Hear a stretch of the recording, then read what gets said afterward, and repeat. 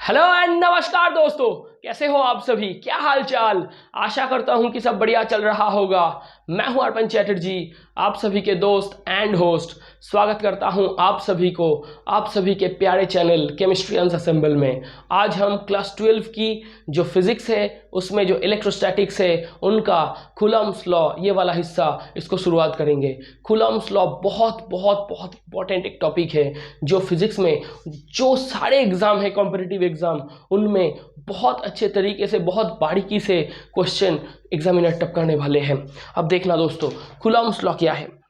Coulomb's law है कि 2 point charge को पकड़ लीजिए, 2 पॉइंट चार्ज को पकड़ लीजिए। एक को बोलिए Q1, एक को बोलिए Q2।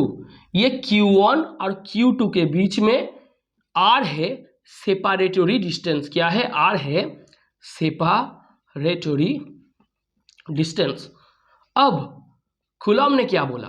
कूलम्ब ने बोला, पहले तो कूलम्ब ने क्या बोला इसको जानने के पहले आप ये सुनिएगा कि अगर दो चार्ज ऑपोजिट हो, दो ऑपोजिट चार्ज के बीच में अट्रैक्शन फोर्स अप्लाई होते हैं और दो सेम चार्ज के बीच में रिपल्सन फोर्स अप्लाई होते हैं। सेम चार्ज उनके बीच में रिपल्सन आता है और ऑपोजिट चार्ज उनके बीच में, आप बोलोगे सर ऑपोजिट चार्ज के बीच में अट्रैक्शन फोर्स आते हैं। मतलब हम बोलेंगे इंटरेक्शन 2 टाइप के होते हैं। इंटरेक्शन ये 2 टाइप के होते हैं। एक को हम बोलेंगे अट्रैक्शन, एक को हम बोलेंगे रिपल्सन, एक को हम बोलेंगे रिपल्सन। मतलब अट्रैक्शन किन दोनों के बीच में होगा? प्लस और माइनस, प्लस और प्लस के बीच में होगा रिपल्सन और माइनस के बीच में होगा रिपल्सन। मतलब जो सेम चार्ज है इन दोनों के बीच में रिपल्सिव फोर्स काम करेगा, इन दोनों के बीच में प्लस प्लस माइनस माइनस, इन दोनों के बीच में रिपल्सिव फोर्स काम करेगा, प्लस माइनस इन दोनों के बीच में अट्रैक्शन फोर्स काम करेंगे। तो हम 2 फोर्स को पढ़ेंगे। अगर आपको चार्ज पढ़ना है, अगर आपको चार्ज पढ़ना है तो चार्ज के बीच में 2 टाइप के इंटरेक्शन फोर्स काम करते हैं। अगर आप इंटरेक्शन को अट्रैक्शन बोलोगे तो वो दोनों चार्ज ऑपोजिट टाइप के होंगे, वो दोनों चार्ज ऑपोजिट टाइप के होंगे। और अगर उन दोनों चार्ज के बीच में रिपल्सिव फोर्स काम करेंगे तो वो दोनों चार्ज सेम टाइप के होंगे, वो दोनों चार्ज सेम टाइप के होंगे। मतलब प्लस प्लस चार्ज के बीच में रिपल्सन, माइनस माइनस चार्ज के बीच में रिपल्सन, प्लस माइनस या माइनस प्लस ये चार्ज के बीच में अट्रैक्शन फोर्स काम करेंगे। अब देखना ये जो हमने बोला कूलम्ब्स लॉ, तो हम बोलेंगे कि ये क्या है? Q1 और Q2 ये दोनों पॉइंट चार्ज है। तो कूलम्ब्स लॉ वैलिड कब होते हैं? कूलम्ब्स लॉ का जो एक कंडीशन है, कूलम्ब्स लॉ का जो एक कंडीशन है, इसका वैलिडिटरी मेथड है वो है पॉइंट चार्ज। इसको बहुत बारीकी से, बहुत ध्यान देकर पढ़ना कि पॉइंट चार्ज होगा। मतलब ये जो हमने बोला कि 2 चार्ज के बीच में अट्रैक्शन भी हो सकता है, रिपल्सन भी हो सकता है। अब ये चार्ज किस टाइप के होगा? ये चार्ज पॉइंट चार्ज होना चाहिए दोस्तों, ये चार्ज पॉइंट चार्ज ही होना पड़ेगा। अब देखना, 2 चार्ज, बहुत छोटा छोटा 2 चार्ज है, इन दोनों के बीच में डिस्टेंस बहुत कम है, ये दोनों पॉइंट चार्ज है। 2 चार्ज बहुत बड़ा बड़ा है लेकिन इन दोनों के बीच में बहुत ज्यादा सेपरेटरी डिस्टेंस है, तो वो दोनों पॉइंट चार्ज इंडिविजुअली बहुत बड़ा है लेकिन दोनों के बीच में जो सेपरेटरी डिस्टेंस है वो बहुत ज्यादा होने के नाते वो दोनों इंडिविजुअल बिग चार्ज छोटे छोटे चार्ज के तौर पे हम देखेंगे। इसको हम रिलेटिव डिस्टेंस बोलते हैं, इसको हम रिलेटिव डिस्टेंस बोलते हैं। हम क्या बोलेंगे कि दोनों चार्ज, ये दोनों चार्ज एक दूसरे से बहुत एक दूसरे से पास हो तो इस दोनों चार्ज को हम बोलेंगे पॉइंट चार्ज। छोटा छोटा चार्ज बहुत एक दूसरे से पास हो तो पॉइंट चार्ज, और अगर एक दूसरे से बहुत पास नहीं हो और बहुत बड़ा बड़ा चार्ज हो, तो उन दोनों बड़ा बड़ा चार्ज को हम, अगर उन दोनों के बीच का सेपरेटरी डिस्टेंस बहुत ज्यादा होगा तो उनको हम छोटा छोटा चार्ज के तौर पे देखेंगे। तो पॉइंट चार्ज ये एब्सोल्यूट मेजरमेंट नहीं होते। फिजिक्स में, इस दुनिया में, इस पूरे यूनिवर्स में किसी भी चीज को हम एब्सोल्यूट मेजरमेंट नहीं करेंगे, रिलेटिव और स्पेसिफिक मेजरमेंट करेंगे। तो ये रिलेटिव और स्पेसिफिक मेजरमेंट करोगे तो पॉइंट चार्ज का एक एक्सप्लेनेशन, पॉइंट चार्ज का एक बहुत बढ़िया कॉन्सेप्ट आपके सामने आया। तो देखना, ये पॉइंट चार्ज होगा तो ये कूलम्ब्स लॉ वैलिड होंगे। तो Q1 और Q2 क्या चार्ज है? आप बोलोगे Q1 and Q2 both are point charge in their individual nature. आप ये बोलोगे। अब देखना, ये जो Q1 और Q2 है, इन दोनों के बीच में क्या होगा? आप बोलोगे सर Q1 और Q2 अगर दोनों सेम चार्ज हुआ तो उन दोनों के बीच में रिपल्सन होगा। Q1 और Q2 ये दोनों अगर ऑपोजिट चार्ज हुए तो इन दोनों के बीच में अट्रैक्शन होगा। तो इधर जो फोर्स काम करेगा उसको हम बोलेंगे एफ इलेक्ट्रोस्टैटिक। क्या बोलेंगे? इसको हम बोलेंगे एफ इलेक्ट्रोस्टैटिक। इसको हम क्या बोलेंगे? एफ इलेक्ट्रोस्टैटिक और एफ कूलम्बिक। एफ कूलम्बिक क्यों? क्योंकि कूलम्ब भाई साहब ने ये डिस्कवर किया था। तो कूलम्ब के नाम पे ये फोर्स को हम बोलते हैं कूलम्बिक फोर्स। क्या बोलते हैं? इसको हम बोलते हैं कूलम्बिक फोर्स और इसको हम बोलते हैं इलेक्ट्रोस्टैटिक फोर्स। अब ये इलेक्ट्रोस्टैटिक फोर्स या ये कूलम्बिक फोर्स ये किस किस टाइप के हो सकते हैं? ये एफ ऑफ इंट्रैक्शन है। क्या है? ये एफ ऑफ इंट्रैक्शन है। ये एफ ऑफ अट्रैक्शन भी हो सकते हैं, ये एफ ऑफ रिपल्सन भी हो सकते हैं, एफ ऑफ रिपल्सन भी हो सकते हैं। कैसे? Q1 equals to plus, Q2 equals to minus, ये कंडीशन है, ये हो सकता है। या Q1 equals to minus, Q2 equals to plus, ये दोनों कंडीशन अगर हो तो अट्रैक्शन होगा। Q1 is equal to plus, Q2 is equal to plus, अगर ये हो तो रिपल्सन होगा। Q1 is equal to minus, Q2 is equal to minus, अगर ये हो तो भी रिपल्सन होगा। तो ये जो इंट्रैक्शन है, ये जो एफ इलेक्ट्रोस्टैटिक फोर्स है, ये जो एफ कूलम्बिक है, ये इस तरीके से हम इसको मेजरमेंट कर सकते हैं, इसको हम इस तरीके से बोल सकते हैं। तो देखना दोस्तों, इसको हटाए। कूलम्ब भाई साहब ने क्या बोला था? आप बोलोगे सर ये तो बेसिक है, कूलम्ब ने क्या बोला? कूलम्ब ने क्या बोला ये भी आप जानते हो। कूलम्ब ने बोला कि ये जो दो पॉइंट चार्ज है, ये जो दो पॉइंट चार्ज है, इन दोनों के बीच में, ये जो दो पॉइंट चार्ज है, इन दोनों के बीच में जो एफ काम करेगा, ये दोनों पॉइंट चार्ज की मल्टीप्लिकेशन प्रोडक्ट की डायरेक्टली प्रोपोर्शनल होंगे। मतलब Q1 और Q2 इन दोनों की जो मैग्नीट्यूड है, the magnitude of the point charge, उसकी इंक्रीमेंट करो, उसकी बढ़ोतरी करो, तो F मतलब कूलम्बिक फोर्स या इलेक्ट्रोस्टैटिक फोर्स या अट्रैक्शन फोर्स या रिपल्सन फोर्स, उसकी भी बढ़ोतरी होगी। मतलब जो फोर्स ऑफ इंटरेक्शन काम कर रहे हैं, जो इलेक्ट्रोस्टैटिक फोर्स काम कर रहे हैं, जो कूलम्बिक फोर्स काम कर रहे हैं, ये दोनों पॉइंट चार्ज के ऊपर बहुत अच्छे तरीके से निर्भर कर रहे हैं। तो ये डिपेंडेंट है किसके ऊपर? पॉइंट चार्ज की जो मैग्नीट्यूड है, उस मैग्नीट्यूड के ऊपर। तो हम बोल सकते हैं Q1 और Q2 इन दोनों की जो वैल्यू है, उसका मल्टीप्लिकेशन प्रोडक्ट उसके ऊपर इनवर्सली प्रोपोर्शनल नहीं दोस्तों, डायरेक्टली प्रोपोर्शनल रिलेशनशिप में ये F काम कर रहे हैं। तो एक नंबर हम बोलेंगे F is proportional to Q1 Q2, दूसरे में बोलेंगे F is proportional to 1/r²। मतलब Q1 और Q2 इन दोनों की मल्टीप्लिकेशन प्रोडक्ट उसकी डायरेक्टली प्रोपोर्शनल है, और इन दोनों चार्ज के अंदर जो डिस्टेंस है, जो separatory distance between two point charge है, जो r है, उसके जो स्क्वायर है, उसका इनवर्सली प्रोपोर्शनल हो रहा है। मतलब F is proportional to Q1 Q2, ये नंबर 1 फॉर्मूला है, और नंबर 2 में F is proportional to 1/r²। मतलब जो दो Q1 और Q2 पॉइंट चार्ज है, वो दोनों Q1 और Q2 पॉइंट चार्ज का जो मैग्नीट्यूड है, उसका मल्टीप्लिकेशन प्रोडक्ट, उसका डायरेक्टली प्रोपोर्शनल है F electrostatic attraction, electrostatic repulsion, या कूलम्बिक अट्रैक्शन या कूलम्बिक रिपल्सन, या एफ ऑफ इंट्रैक्शन या फोर्स ऑफ इंट्रैक्शन, ये किसके ऊपर निर्भर कर रहे हैं? जो पॉइंट चार्ज है उसके मैग्नीट्यूड के मल्टीप्लिकेशन प्रोडक्ट उसके ऊपर डायरेक्टली प्रोपोर्शनल रिलेशनशिप में ये संबंधित है। और दूसरा क्या हो रहा है, Q1 और Q2 के बीच में जो सेपरेटरी डिस्टेंस है, separatory distance between two point charges, इसके क्या है, इसके स्क्वायर का इनवर्सली प्रोपोर्शनल है।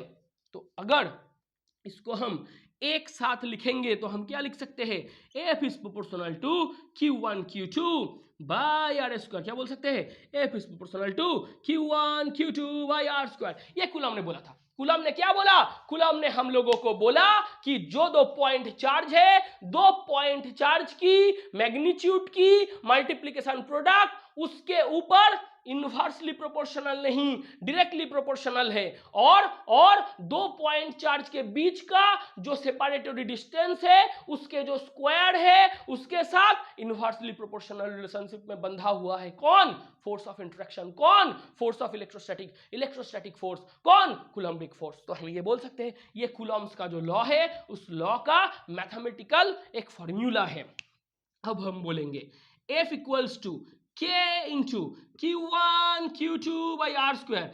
CGS में हम कूलम्ब्स लॉ को ऐसे लिखते हैं, F equals to K into Q1 Q2 by R square. ये K क्या है, अब बोलोगे K है प्रोपोर्शनलिटी कांस्टेंट, प्रोपोर्शनलिटी कांस्टेंट।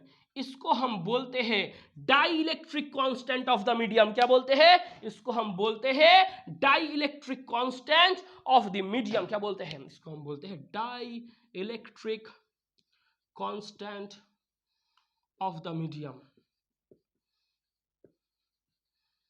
इसका एक वैल्यू है, हम लिखेंगे, बोलते हैं थोड़ी देर बाद में इसके को हम बहुत अच्छी तरीके से देखेंगे। तो कूलम ने बोला F is proportional to Q1 Q2 है, F is proportional to 1 by R square है, F is proportional to Q1 Q2 by R square है। इसको आप लिखोगे तो F is equals to K into Q1 Q2 by R square है। K क्या है, डाइइलेक्ट्रिक कांस्टेंट है, किसका, मीडियम का। तो कूलम का जो लॉ है, जो चार्ज है, जो पॉइंट चार्ज है, वो पॉइंट चार्ज जिस मीडियम में है उस मीडियम के ऊपर इलेक्ट्रोस्टैटिक फोर्स, कूलम्बिक फोर्स निर्भर कर रहा है। मतलब इलेक्ट्रोस्टैटिक फोर्स, कूलम्बिक फोर्स, ये किसके ऊपर डिपेंड कर रहा है, K के ऊपर डिपेंड कर रहा है। तो F ये किसके ऊपर डिपेंड करेगा, अब बोलोगे K के ऊपर डिपेंड करेगा। K क्या है, K मीडियम का है। किसका है, ये मीडियम को रिप्रेजेंट कर रहा है, ये मीडियम को रिप्रेजेंट कर रहा है, ये मीडियम का डाइइलेक्ट्रिक कांस्टेंट है। आप बोलोगे ये मीडियम का डाइइलेक्ट्रिक कांस्टेंट है। तो हम इनडायरेक्टली ये तो बोल सकते हैं कि जो इलेक्ट्रोस्टैटिक फोर्स है, जो कूलम्बिक फोर्स है, वो मीडियम के ऊपर डिपेंड कर रहे हैं। मतलब इलेक्ट्रोस्टैटिक फोर्स, ये force depends upon medium, depends upon medium where 2 point charges were situated or present। हम ये बोल सकते हैं, इसको नोट कर लो, इसको नोट कर लो दोस्तों, इसको नोट कर लो। अब देखना, इसको देखना दोस्तों, बहुत अच्छी तरीके से देखना इस लॉ को। F इक्वल्स टू क्या है, आप बोलोगे सर F इक्वल्स टू है K into Q1 Q2 by R square. F equals to है K into Q1 Q2 by R square. तो K क्या है, K होगा F into R square by Q1 Q2। F क्या होगा, F क्या होगा, हम बोलेंगे अगर हम बोलेंगे Q1 एंड Q2 ये अगर 1 है, R इक्वल्स टू 1 है, तो K इक्वल्स टू F होगा, K इक्वल्स टू F होगा। तो हम क्या बोल सकते हैं, मतलब जो दो पॉइंट चार्ज है वो अगर यूनिट हो जाए और यूनिट पॉइंट चार्ज के बीच का डिस्टेंस भी अगर यूनिट हो जाए, तो जो Coulombic attraction, Coulombic repulsion, Coulombic interaction, electrostatic interaction काम करेगा उसको हम बोलेंगे dielectric constant of the medium. क्या बोल सकते हैं, हम बोलेंगे K इक्वल्स टू है FR² बाई Q1 Q2। इसको देखना, हम बोलेंगे किसी भी फिजिकल क्वांटिटी को रेशियो के तौर पे देखो तो ऊपर आएगा न्यूमरेटर, नीचे आएगा डिनोमिनेटर। डिनोमिनेटर को एक कर दो, न्यूमरेटर ही फिजिकल क्वांटिटी है। तो इसको देखना, Q1 और Q2 अगर एक होगा, R अगर एक होगा तो K इक्वल्स टू F होगा। तो हम बोलेंगे कि यूनिट पॉइंट चार्ज हो, यूनिट पॉइंट चार्ज के बीच का डिस्टेंस यूनिट हो, तो उसमें जो कूलम्बिक फोर्स काम करेगा उसको हम बोलेंगे dielectric constant of the medium. बोल सकते हैं। तो हम बोलेंगे Q1 Q2 1 मतलब यूनिट पॉइंट चार्ज, इसके बीच का डिस्टेंस, सेपरेटरी डिस्टेंस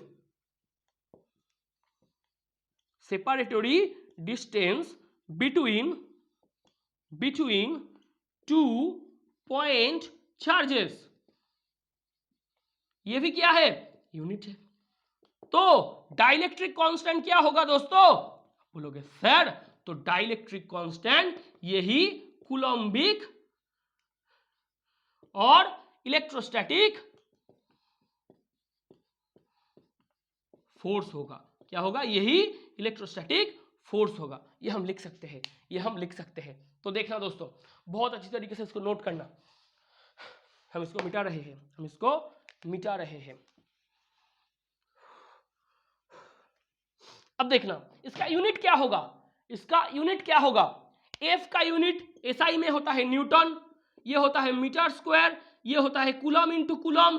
तो newton metre square coulomb to the power -2 क्या है, newton metre square coulomb to the power -2। K का वैल्यू क्या है, अब बोलोगे सर K का वैल्यू है 9 into 10 to the power 9 newton metre square coulomb to the power -2। Note करो, ये है K का value 9 into 10 to the power 9 newton metre square coulomb to the power -2। अब देखना दोस्तों, इस K के बारे में और कुछ बताते हैं। ये K असल में क्या है, अब बोलोगे K है डाइलेक्ट्रिक कांस्टेंट। क्या है, K है डाइलेक्ट्रिक कांस्टेंट। ये एक रेशियो है, किसका, permeability of the medium by permeability of free space और एयर। तो हम क्या बोलेंगे, हम बोलेंगे एयर और जो फ्री स्पेस है, एयर और जो फ्री स्पेस है उसका जो परमिएबिलिटी है, उस परमिएबिलिटी के रिस्पेक्ट में जिस मीडियम में आपने चार्ज को रखा है उस मीडियम की परमिएबिलिटी कितना है, मतलब जिस मीडियम में आपने Q1 और Q2 दो पॉइंट चार्ज को रखा है उस मीडियम की परमिएबिलिटी फ्री स्पेस और एयर की परमिएबिलिटी से कितना है, ज्यादा है या कम है, कितना है, उसको हम बोलेंगे डाइलेक्ट्रिक कांस्टेंट। तो देखना दोस्तों ये क्या है, आप बोलोगे डाइलेक्ट्रिक कांस्टेंट एक रेशियो है। किसका, permeability of the medium by permeability of the free space. यही हम इसको बोलेंगे डाइलेक्ट्रिक कांस्टेंट, इसको हम बोलेंगे डाइलेक्ट्रिक कांस्टेंट। तो K इक्वल्स टू हम बोलेंगे एप्सिलॉन बाय एप्सिलॉन 0। क्या बोलेंगे, K इक्वल्स टू बोलेंगे epsilon by epsilon 0। Permeability of the medium को हम एप्सिलॉन लिखेंगे, फ्री स्पेस इसलिए इसको हम एप्सिलॉन 0 लिखेंगे। तो K क्या है, ये है डाइलेक्ट्रिक कांस्टेंट को हम इस तरीके से लिख सकते हैं। इसको हटाए।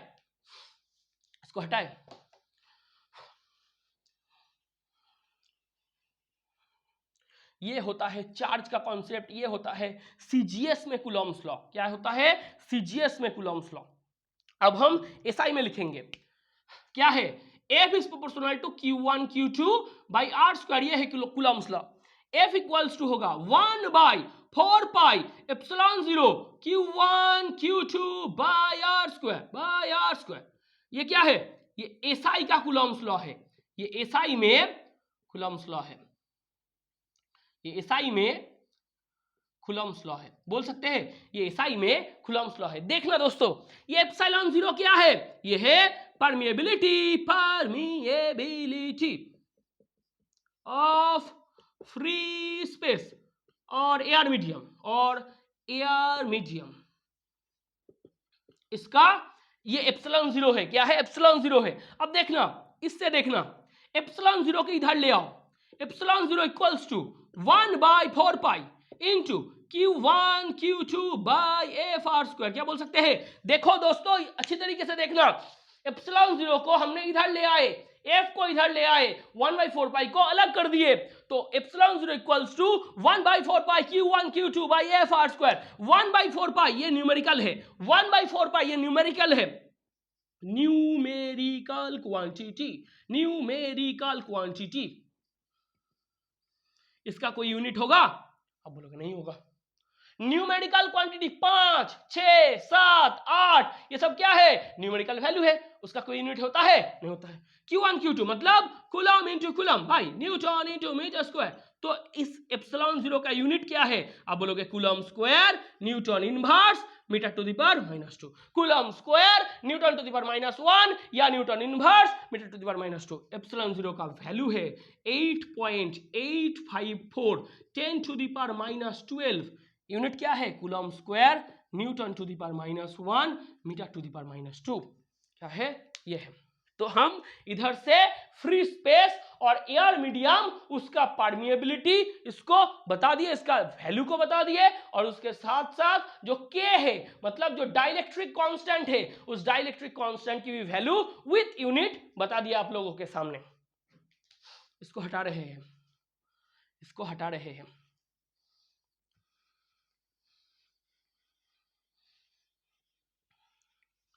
अब देखना, इस कूलम्ब्स लॉ से हमको क्या मिला?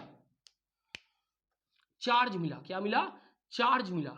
ये जो चार्ज है इसका एसआई यूनिट है कूलम, इसका एसआई यूनिट है कूलम, और इसका सीजीएस यूनिट है स्टैट कूलम। क्या है? स्टैट कूलम, या इसको हम ईएसयू भी बोलते हैं, इलेक्ट्रोस्टैटिक यूनिट। क्या बोलते हैं? Electrostatic unit. यह है सीजीएस वैल्यू, यह है एसआई वैल्यू। तो हम इसको क्या बोलेंगे? इसको हम ऐसे लिख सकते हैं, कूलम्ब्स लॉ से हमको क्या मिला? कूलम्ब्स लॉ से हमको चार्ज का कॉन्सेप्ट मिला। किसका कॉन्सेप्ट मिला? कूलम्ब्स लॉ से हम लोगों को चार्ज का कॉन्सेप्ट मिला। अगर चार्ज का कॉन्सेप्ट मिलेगा तो चार्ज का एसआई यूनिट हम क्या बोलते हैं? जिस साइंटिस्ट ने किसी भी फिजिकल क्वांटिटी को अगर कोई साइंटिस्ट ने आविष्कार किया हो तो उस साइंटिस्ट के नाम से उस क्वांटिटी का एसआई यूनिट का नाम पड़ जाता है। तो हम ये बोल सकते हैं। तो हमने आज एप्सिलॉन 0 बता दी, डाइलेक्ट्रिक कांस्टेंट बता दी, कूलम्ब्स लॉ का कॉन्सेप्ट भी बता दिया। अब देखना दोस्तों, F is proportional to 1/r² है, 1/r² है। तो अगर इनिशियल से फाइनल इनमें r इधर था, r ये हो गया r/2, मतलब रेडियस हाफ हो गया। मतलब हम बोलना चाह रहे हैं कि Q1 और Q2 का जो बीच का डिस्टेंस है, सेपरेटरी डिस्टेंस है, ये हाफ हो गया। क्या हुआ? सेपरेटरी डिस्टेंस बिटवीन 2 पॉइंट चार्जेस ये हाफ हो गया, 1/2 हो गया। तो हम क्या बोलेंगे? देखना दोस्तों, F इस प्रोपोर्शनल टू था 1/r²। फाइनली क्या होगा? फाइनल ये है इनिशियल, क्या है? F is proportional to 1/r²। तो अगर r हाफ हो गया, फाइनली r कितना होगा? F is proportional to 1/r/2 का स्क्वायर। तो F is proportional to 4/r²। तो फोर्स कितना बढ़ जाएगा? 4 गुना। फोर्स कितना बढ़ जाएगा? 4 गुना। मैं बोलूंगा कि अगर इधर से initially separatory distance between 2 point charges, ये पहले था r, उसके बाद r/2 हुआ, मतलब हाफ हो गया, इनिशियल का हाफ हो गया, तो r से हुआ r/2, तो इधर इस r के जगह पे r/2 बैठाओ, r/2 को बैठाओगे तो r²/4 आएगा, 4 को ऊपर ले जाओ, f is proportional to 4/r², तो f कितना बढ़ गया? अब बोलोगे कि सर इधर से इधर इंटू 4 हो जाएगा, मतलब 4 गुना फोर्स बढ़ेगा। इधर से हम क्या बोलेंगे? 4 गुना फोर्स बढ़ेगा। इधर क्या है? F is proportional to 1/r², इधर का फोर्स है 1/r² का डायरेक्टली प्रोपोर्शनल, या r² का इनवर्सली प्रोपोर्शनल। इधर क्या है? 1/r² का डायरेक्टली प्रोपोर्शनल और r² का इनवर्सली प्रोपोर्शनल। इधर क्या है? 1/r² उसका डायरेक्टली प्रोपोर्शनल और उसके साथ गुना 4, मतलब इनिशियल से फाइनल में फोर्स का 4 गुना वृद्धि हुआ, यह हम बोल सकते हैं। और अगर ठीक इसी तरीके से हम ये बोले F is proportional to 1/r², ये इनिशियली पकड़ो, इसके साथ r 2r हो गया, तो सेपरेटरी डिस्टेंस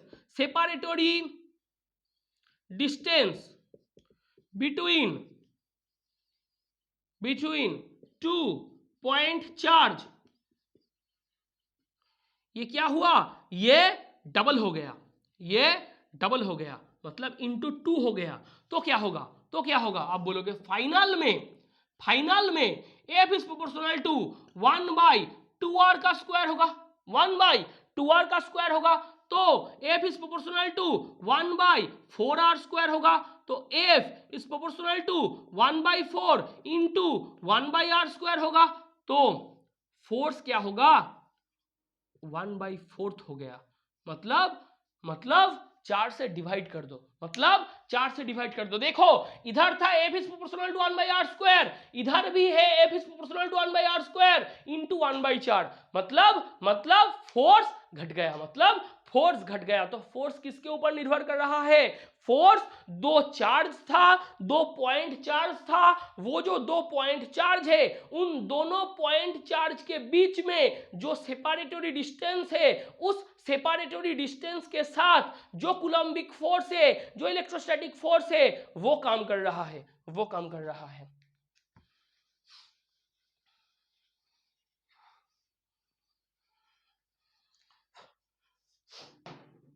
अब देखना दोस्तों, कूलम्ब्स लॉ से हमको क्या मिला? अब बोलोगे कूलम्ब्स लॉ से हमको मिला F is equal to K Q1 Q2/r²। अब अगर आपको ये बोला जाए, ये है 2 पॉइंट मास, क्या है? 2 पॉइंट मास। देखना दोस्तों, कूलम्ब्स लॉ काम करेगा पॉइंट चार्ज के ऊपर, कूलम्ब्स लॉ काम करता है पॉइंट चार्ज के ऊपर, और इसको हम ऐसे ड्रॉ करते हैं, Q1 Q2 R, और इसको हम ऐसे लिखेंगे M1 M2 R। इसको हम बोलेंगे ग्रेविटेशनल लॉ। क्या बोलेंगे? Gravitational law. ये न्यूटन का है, न्यूटन्स ग्रेविटेशनल लॉ। इसको हम बोलेंगे F is proportional to M1 M2, F is proportional to 1/r²। Newton ने ग्रेविटेशनल लॉ में क्या बताया था? न्यूटन ने बोला था कि अगर आप 2 पॉइंट मास को लोगे तो उन दोनों पॉइंट मास के बीच में सिर्फ एट्रैक्शन फोर्स काम करेंगे। मतलब ये जो ग्रेविटेशनल लॉ है, ये जो फोर्स है, ये फोर्स ऑफ एट्रैक्शन है। क्या है? ये फोर्स ऑफ एट्रैक्शन है। आपको बोलेगा इधर कोई रिपल्सन फोर्स है, इधर कोई रिपल्सिव फोर्स है, आप बोलोगे नहीं सर, इधर कोई रिपल्सिव फोर्स नहीं है। मतलब जो न्यूटन का ग्रेविटेशनल लॉ है, मतलब जो 2 पॉइंट मास के बीच में जो लॉ काम करता है, 2 पॉइंट मास के बीच में जो लॉ काम करता है, उन लॉ में क्या कोई रिपल्सिव फोर्स काम करेगा, क्या कोई रिपल्सिव फोर्स आएगा? आप बोलोगे नहीं आएगा। तो सिर्फ क्या फोर्स आएगा? फोर्स ऑफ अट्रैक्शन आएगा, सिर्फ अट्रैक्शन फोर्स आएगा। मतलब न्यूटन्स ग्रेविटेशनल लॉ सिर्फ फोर्स ऑफ अट्रैक्शन में काम करता है। इसको हम अगर लिखेंगे F is proportional to m1 m2 by R square, इसको लिखोगे तो आएगा F equals to G into m1 m2 by R square. ये G क्या है? ये ग्रेविटेशनल कांस्टेंट है। ये क्या है? ये ग्रेविटेशनल कांस्टेंट है। इसका वैल्यू कैसे निकालोगे? G इक्वल्स टू लिखना F R square by m1 m2 by m1 m2।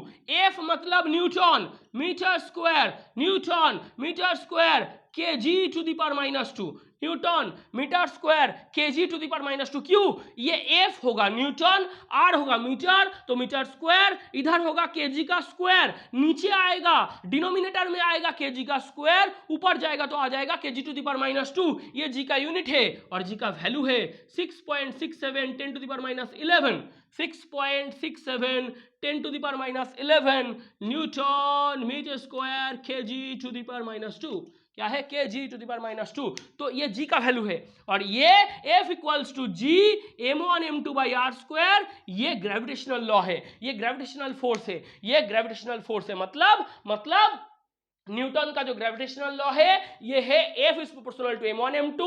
जो दो पॉइंट मास है उन दोनों पॉइंट मास की मल्टीप्लिकेशन प्रोडक्ट उसका डायरेक्टली प्रोपोर्शनल है, और जो दो पॉइंट मास है उन दोनों पॉइंट मास के बीच का जो सेपरेटरी डिस्टेंस है उसका जो स्क्वायर है उसका इनवर्सली प्रोपोर्शनल है। तो इस एक साथ बोलेंगे F is proportional to m1 m2 by R square, F equals to G m1 m2 by R square, where G is the gravitational constant. इसका वैल्यू ये है, यूनिट हमने इससे निकाला है। और न्यूटन का जो ग्रेविटेशनल लॉ है, इनमें जो दो पॉइंट मास है, दो पॉइंट मास के बीच में जो फोर्स काम करेगा वो फोर्स सिर्फ फोर्स ऑफ अट्रैक्शन होगा। कोई रिपल्सिव फोर्स न्यूटन की ग्रेविटेशनल लॉ से उत्पन्न नहीं होते।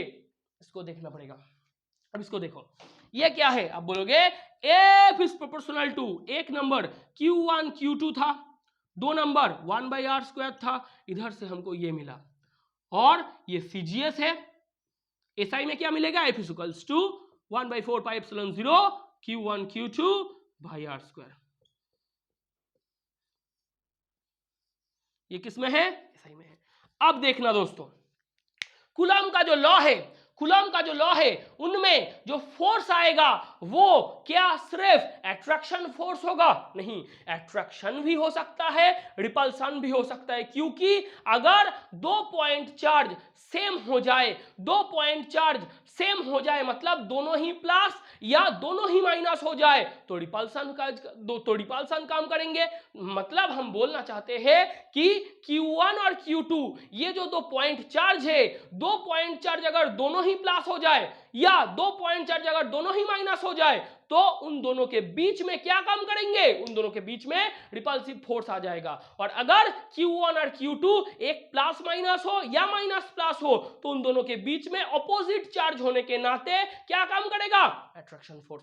तो coulombic force, electrostatic force, electrostatic attraction भी हो सकते हैं, इलेक्ट्रोस्टैटिक रिपल्सन भी हो सकते हैं। मतलब कूलम्बिक फोर्स अट्रैक्शन के फोर्स के तौर पे भी काम कर सकता है, रिपल्सन के फोर्स के तौर पे भी काम कर सकता है।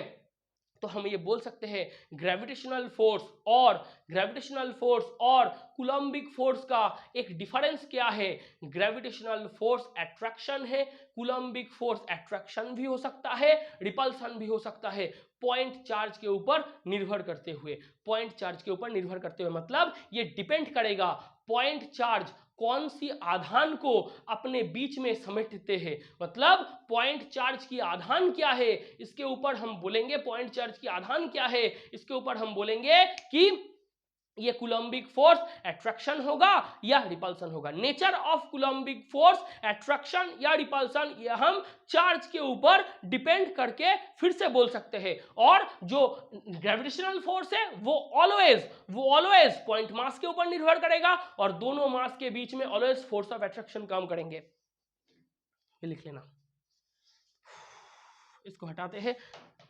K का वैल्यू क्या है इधर लिख देते हैं, 9 × 10⁹ है, 9 इंटू 10⁹ है, newton metre square coulomb (-2 unit है।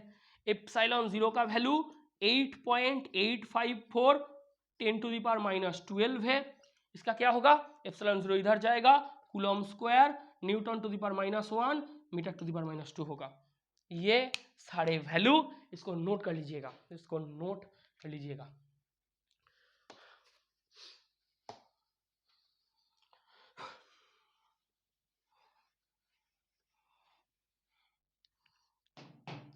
तो एक तरफ लिखो कूलम्स लॉ और एक तरफ लिखो gravitational law. Gravitational law, Coulomb's law, F is proportional to 1/r², ये भी F is proportional to 1/r²। ये सिमिलरिटी है, ये सिमिलरिटी है।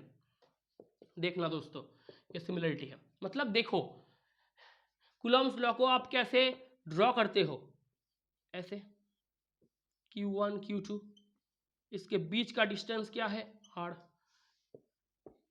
M1 M2, इसका बीच का डिस्टेंस क्या है, r।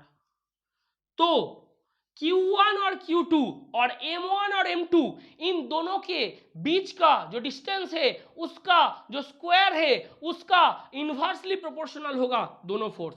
मतलब F इलेक्ट्रोस्टैटिक और F ग्रेविटेशनल, ये दोनों F इलेक्ट्रोस्टैटिक और F ग्रेविटेशनल, ये F किसका है, ग्रेविटेशनल का है, ये F किसका है, इलेक्ट्रोस्टैटिक का है। F इलेक्ट्रोस्टैटिक और F ग्रेविटेशनल दोनों ही चार्ज और मास के बीच का जो डिस्टेंस है उसका स्क्वायर टर्म उससे इन्वर्सली प्रोपोर्शनल है। और एक बात देखो, ये दोनों ही अट्रैक्शन और रिपल्सन को छोड़ दो, ये दोनों ही फोर्स लीनियर डायरेक्शन में काम कर रहा है। ये इसका भी जो फोर्स है इसका डायरेक्शन किधर है, आप बोलोगे लीनियर है। किधर है, लीनियर है। कौन सा लाइन, बीच का लाइन।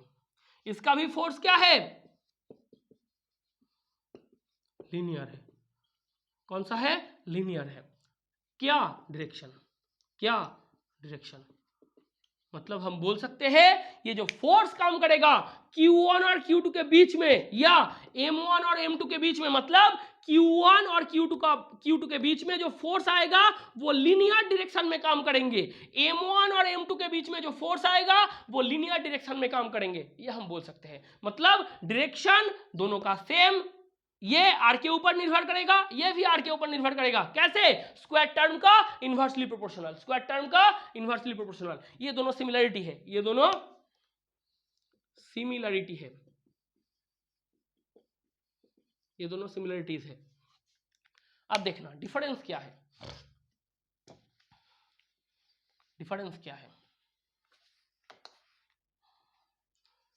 सबसे बढ़िया डिफरेंस जो है वो है कूलम्स लॉ अट्रैक्शन भी हो सकता है एज वेल एज रिपल्सन भी हो सकता है। Attraction opposite point charge, attraction opposite point charge, repulsion same point charge, same point charge, same point charge. Gravitational force ये ऑलवेज क्या होगा, force of attraction, force of attraction. there will be no repulsion, there will be no force of repulsion, no force of repulsion between two point masses, between two point masses, ये हम बोल सकते हैं between two point masses। और एक बात, Coulomb's law इसका intensity ज्यादा है, इसका इंटेंसिटी ज्यादा है rather than ग्रेविटेशनल लॉ। इसका इंटेंसिटी थोड़ा सा कम है, इंटेंसिटी थोड़ा कम है। तो ग्रेविटेशनल लॉ उसका इंटेंसिटी थोड़ा कम है, कूलम्ब्स लॉ उसका इंटेंसिटी ग्रेविटेशनल लॉ उसके हिसाब से ज्यादा है। मतलब हम बोल सकते हैं ये जो K है इसका इंटेंसिटी ज्यादा है, ये जो G है इसका इंटेंसिटी कम है। बोल सकते हैं ये क्या है, ये डिफरेंसेस है, ये डिफरेंसेस है कूलम्ब्स लॉ और ग्रेविटेशनल लॉ के बीच में। तो हमने कूलम्ब्स लॉ और ग्रेविटेशनल लॉ की कंपैरिजन कर दी। अब देखना इस पॉइंट को देखो, ये जो 2 नंबर पॉइंट है इसको थोड़ा बारीकी से देखना, हम प्रूफ कर देते हैं। हम प्रूफ कर देते हैं कैसे होता है। मान लो कि 2 इलेक्ट्रॉन है, मान लो कि 2 इलेक्ट्रॉन है, चार्ज है, ये भी एक इलेक्ट्रॉन है, ये भी एक इलेक्ट्रॉन है। इलेक्ट्रॉन है तो दोनों के बीच का एक डिस्टेंस भी होगा, दोनों के बीच का एक डिस्टेंस भी होगा। हम क्या बोल सकते हैं, इलेक्ट्रॉन का मास क्या है, अब बोलोगे 9.11 इंटू 10⁻³ kg। इलेक्ट्रॉन का मास क्या है 9.11 इंटू 10⁻³ kg। इलेक्ट्रॉन का चार्ज क्या है, चार्ज ऑफ इलेक्ट्रॉन, सब एसआई में बोलोगे चार्ज ऑफ इलेक्ट्रॉन क्या है, आप बोलोगे 1.602 10⁻19 कूलम। ये क्या है, ये है चार्ज ऑफ इलेक्ट्रॉन। तो देखना दोस्तों जी का वैल्यू क्या है, जी का वैल्यू क्या है 6.67 10⁻11 F equals to G m1m2 by R square, G m1m2 by R square. G का यूनिट क्या होगा newton metre square, newton metre square kg⁻²। इधर से यूनिट अगर आप इस तरीके से अपने ध्यान में नहीं आ पाएगा तो इस तरीके से निकाल लेना। K का वैल्यू क्या है 9 इंटू 10⁹, कैसे निकालोगे F equals to K Q1 Q2 by R square. तो क्या क्या होगा न्यूटन मीटर स्क्वायर कूलम⁻²। ये वैल्यू है। अब देखो F electrostatic by F gravitational, ये क्या होगा F electrostatic by F gravitational. F electrostatic मतलब K into Q1 Q2 by R square, F gravitational G into M1 M2 by R square. R square को घटा दो, आर स्क्वायर को घटा दो तो K इंटू इलेक्ट्रॉन की चार्ज की स्क्वायर, इलेक्ट्रॉन की चार्ज की स्क्वायर मतलब 1.602 10⁻19 इसका square by ji into m1 m2 मतलब इलेक्ट्रॉन की मास की स्क्वायर, तो 9.11 10⁻31 इसका स्क्वायर। K का वैल्यू क्या है 9 इंटू 10⁹ इंटू 1.602 10⁻19 इसका स्क्वायर बाई जी का वैल्यू 6.67 10⁻11 इंटू 9.11 10⁻31 इसका स्क्वायर। इसको करोगे तो 10⁻42 आएगा। क्या आएगा 10⁻42। तो देखना F electrostatic equals to 10⁻42 into F gravitational. तो देखो दोस्तों ग्रेविटेशनल फोर्स के साथ 10⁻42 फैक्टर इसका गुणन करोगे, इसका मल्टीप्लिकेशन करोगे तो आपको इलेक्ट्रोस्टैटिक मिलेगा। तो इलेक्ट्रोस्टैटिक फोर्स ग्रेविटेशनल फोर्स से 10⁻42 टाइम्स ज्यादा है। तो ग्रेविटेशनल फोर्स से इलेक्ट्रोस्टैटिक फोर्स इसका वैल्यू 10⁻42 टाइम्स ज्यादा है। तो आप बोलोगे कि इलेक्ट्रोस्टैटिक फोर्स, अब क्या बोलोगे इलेक्ट्रोस्टैटिक फोर्स इसका इंटेंसिटी क्या है ज्यादा है, किससे ग्रेविटेशनल फोर्स से, ग्रेविटेशनल फोर्स की इंटेंसिटी से, यह हम बोल सकते हैं। अगर आपको इसी चीज से और एक बार खेलना है तो घर पे बैठ के प्रोटॉन के साथ खेला करो।